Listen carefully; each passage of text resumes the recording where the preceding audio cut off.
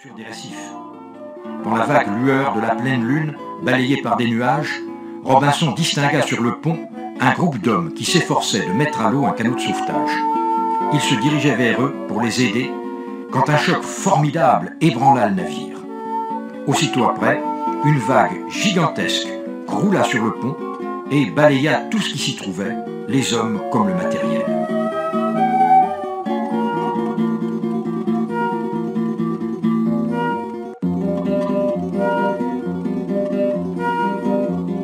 Lorsque Robinson reprit connaissance, il était couché la figure dans le sable.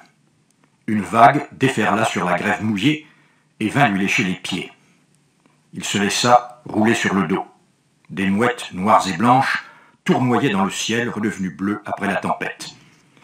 Robinson s'assit avec effort et ressentit une vive douleur à l'épaule gauche. La plage était jonchée de poissons morts, de coquillages brisés et d'algues noires rejetées par les flots. À l'ouest, une falaise rocheuse s'avançait dans la mer et se prolongeait par une chaîne de récifs. C'était là que se dressait la silhouette de la Virginie avec ses mâts arrachés et ses cordages flottant dans le vent. Robinson se leva et fit quelques pas. Il n'était pas blessé, mais son épaule contusionnée continuait à lui faire mal. Comme le soleil commençait à brûler, il se fit une sorte de bonnet en roulant de grandes feuilles qui croissaient au bord du rivage. Puis il ramassa une branche pour s'en faire une canne et s'enfonça dans la forêt. Après plusieurs heures de marche laborieuse, il arriva au pied d'un massif de rochers entassés en désordre. Il découvrit l'entrée d'une grotte ombragée par un cèdre géant. Mais il n'y fit que quelques pas, parce qu'elle était trop profonde pour pouvoir être explorée ce jour-là. Il préféra escalader les rochers afin d'embrasser une vaste étendue du regard. C'est ainsi, debout sur le sommet du plus haut rocher, qu'il constata que la mer cernait de tous côtés la terre où il se trouvait et qu'aucune trace d'habitation n'était visible. Il était donc sur une île déserte. Robinson était accablé de tristesse et de fatigue. En errant au pied du grand rocher, il découvrit une espèce d'ananas sauvage qu'il découpa avec son couteau de poche et qu'il mangea, puis il se glissa sous une pierre et s'endormit. Réveillé par les premiers rayons du soleil levant, Robinson commença à redescendre vers le rivage d'où il était parti la veille.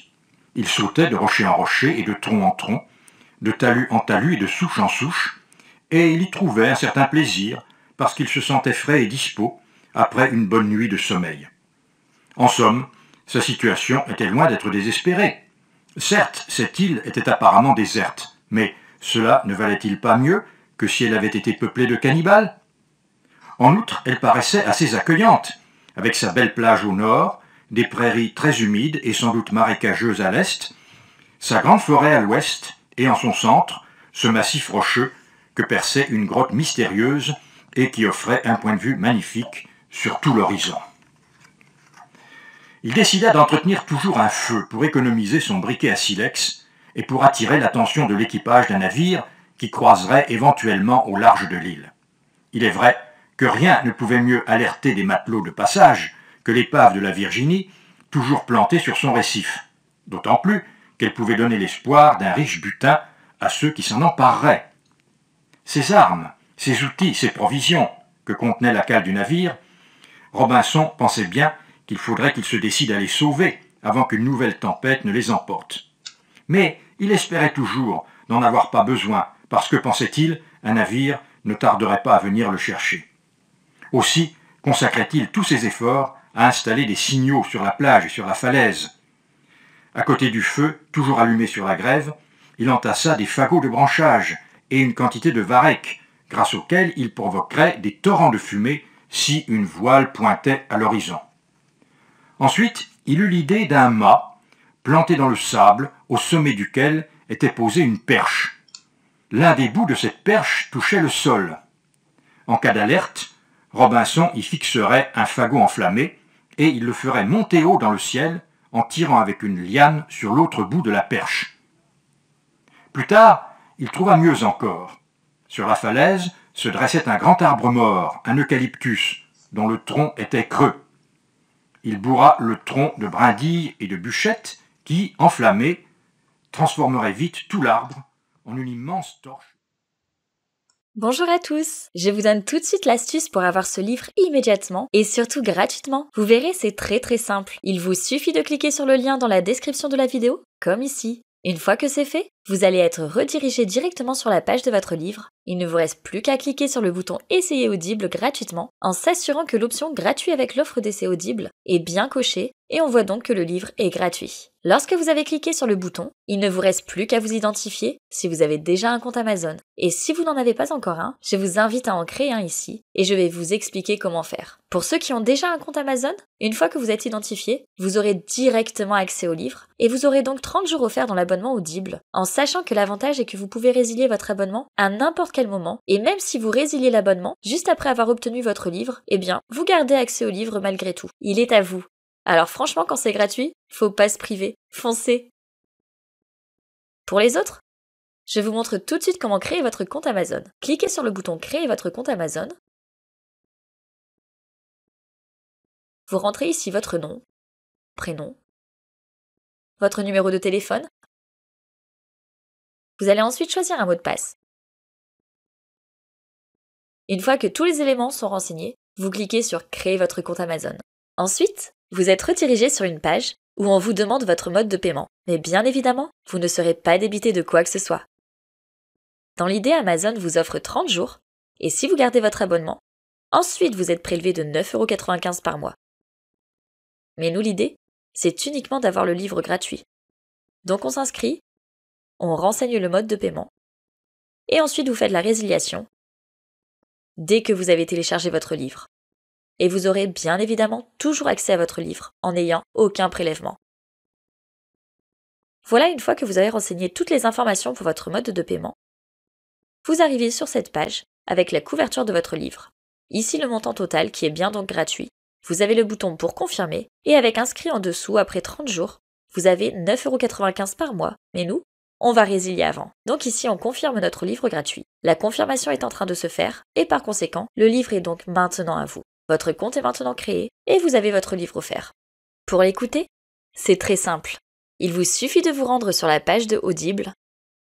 Pour cela, vous allez dans votre navigateur et vous tapez Audible. Audible, comme vous l'avez compris, est une société d'Amazon et une fois que vous y êtes, vous cliquez sur Bibliothèque et vous allez avoir la liste de tous les livres que vous avez en votre possession. Ici, j'ai uniquement ce livre, en sachant qu'ici vous aurez donc le livre que vous avez choisi. Moi, pour l'exemple, j'avais choisi La Loi de l'attraction. Vous avez la possibilité ici de télécharger votre livre, ou alors, vous pouvez écouter votre livre directement depuis le site Audible. Pour cela, il suffit de cliquer sur le titre du livre, et ensuite ici, vous avez l'option Écouter. Maintenant que vous avez votre livre offert, deux choix s'offrent à vous.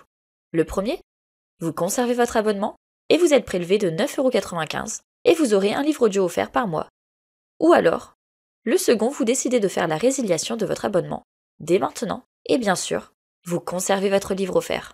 Si vous choisissez la première option, dans ce cas, vous n'avez rien à faire, l'abonnement se met en place automatiquement. Si vous choisissez la seconde option, il va falloir résilier votre abonnement et je vous montre tout de suite comment faire. C'est très simple. Vous allez passer votre souris juste dessus le bonjour et votre prénom. Ensuite, vous allez cliquer sur Mon compte. Une fois que c'est fait, il va vous emmener sur cette page avec un descriptif de votre abonnement actuel. Et il vous suffit de cliquer sur Résilier mon abonnement. Ensuite, vous cliquez sur Continuer la résiliation. Une fois que c'est fait, il va vous demander pourquoi vous souhaitez résilier. Peu importe.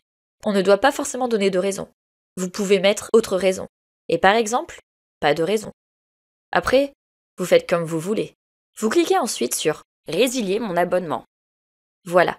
Il nous propose d'autres offres, mais on persévère, on décide de résilier l'abonnement. Voilà. Nous sommes désolés de vous voir partir. Votre abonnement a été annulé. En clair, je n'ai plus d'abonnement et on va voir tout de suite si j'ai toujours accès au livre. Alors je vais rechercher du coup mon livre, toujours dans ma bibliothèque. Et j'ai toujours mon livre. Je peux toujours aller ici et j'ai toujours la possibilité d'écouter le livre. Voilà, si cette astuce vous a plu, n'hésitez pas à cliquer sur le bouton j'aime, à vous abonner pour découvrir d'autres livres de ma sélection et à partager la vidéo. Enfin, si vous avez envie d'un livre bien précis, n'hésitez pas à faire votre demande en commentaire. À bientôt et bon livre à vous!